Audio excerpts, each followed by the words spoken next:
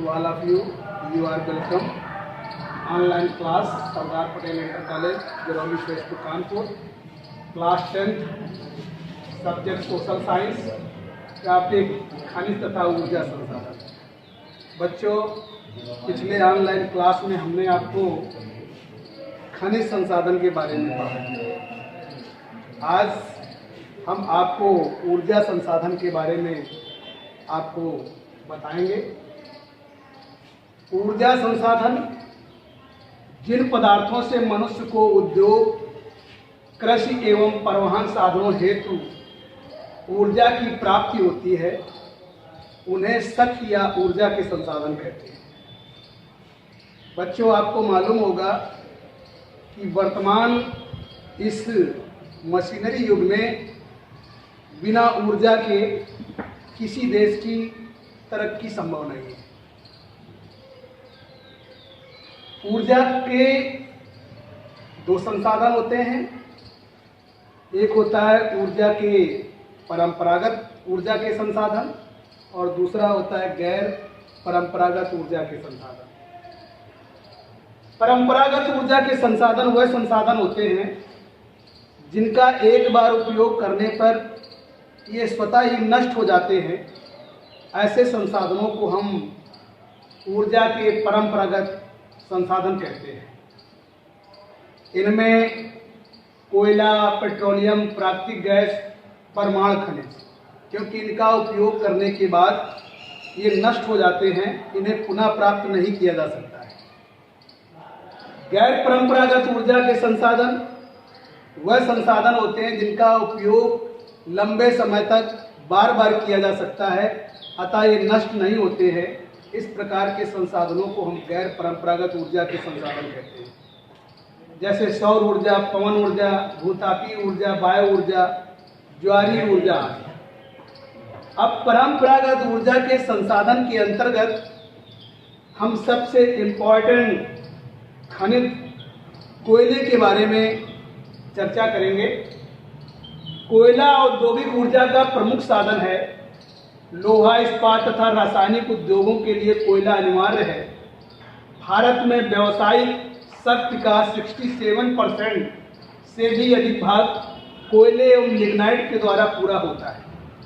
जैसा कि बच्चों आपको मालूम होगा कि कोयले को काला सोना कहा जाता है और वर्तमान युग में कोयला एक बहुत ही महत्वपूर्ण खनिज है जिसका हम ऊर्जा के रूप में प्रयोग करते हैं। प्राचीन काल से वर्तमान समय तक कोयले का प्रयोग बृहत मात्रा में किया जाता है और भारत में जो भी विद्युत तैयार की जाती है उसमें से अधिकांश जो हिस्सा होता है वो कोयले के द्वारा उत्पन्न की गई तापीय ऊर्जा होती है। भारत में कोयले का वितरण, भारत का लगभग 98% जो कोयला आता है वो गोंडवाना युगीन है। यहाँ का लगभग 75% कोयला भंडार दामोदर नदी घाटी क्षेत्र में स्थित है।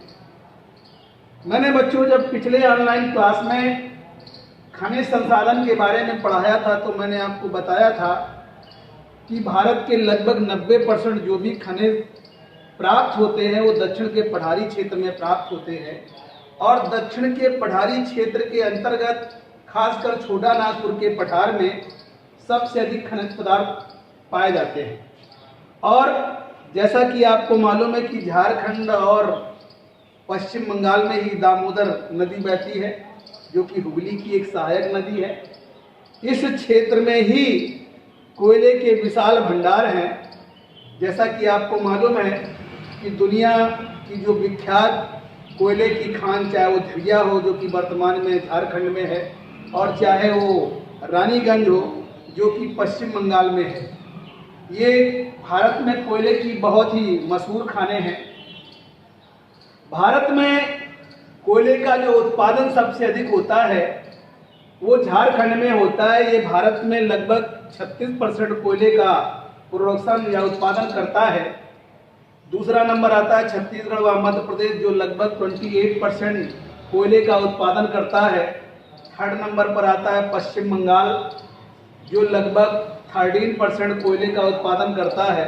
इसके बाद 4th नंबर पर तेलंगाना आता है जो कि लगभग 10% कोयले का उत्पादन करता है।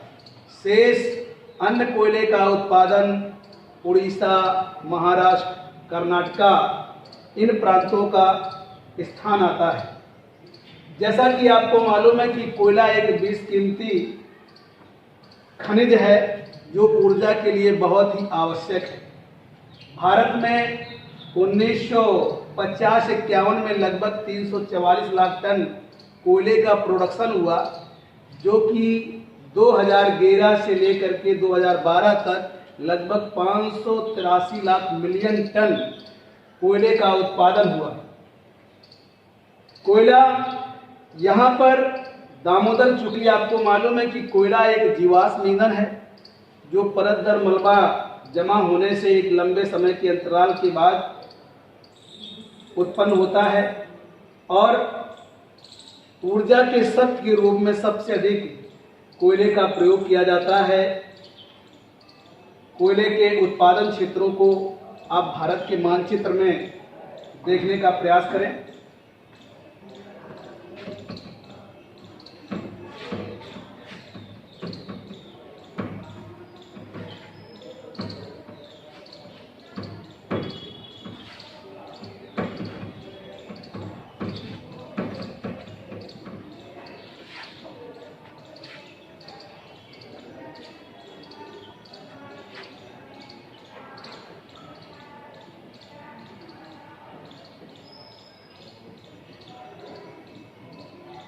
भारत में कोयला उत्पादन क्षेत्र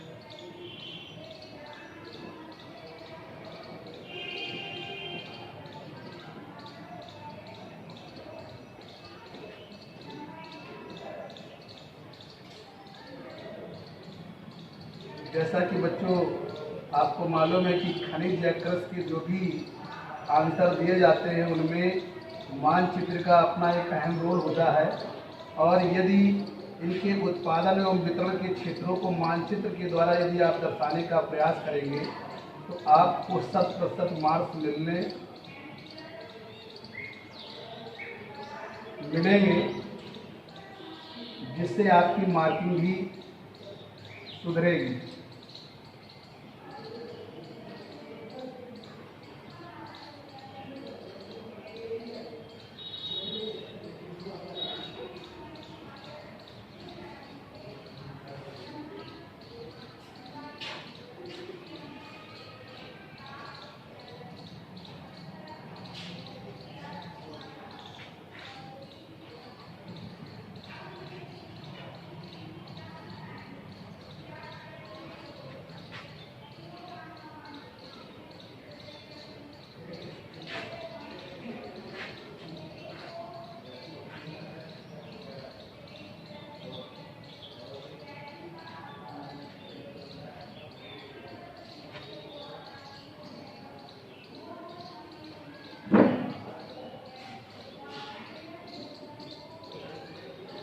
जैसा कि मैंने आपको बताया था कि दक्षिण का पठारी क्षेत्र है और दक्षिण के पठारी क्षेत्र के अंतर्गत ये आपका छोटा नागपुर का क्षेत्र आता है, जिसमें दामोदर नदी घाटी का जो क्षेत्र है ये है। यहाँ पर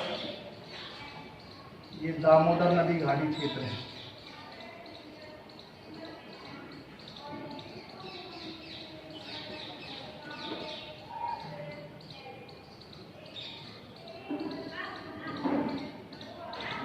इसमें आपका ये झारखंड,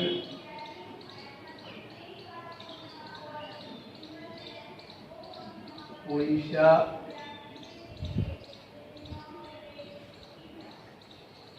पश्चिम बंगाल, इधर आपका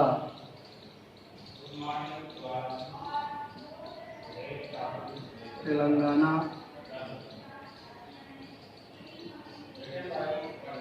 कर्नाटक,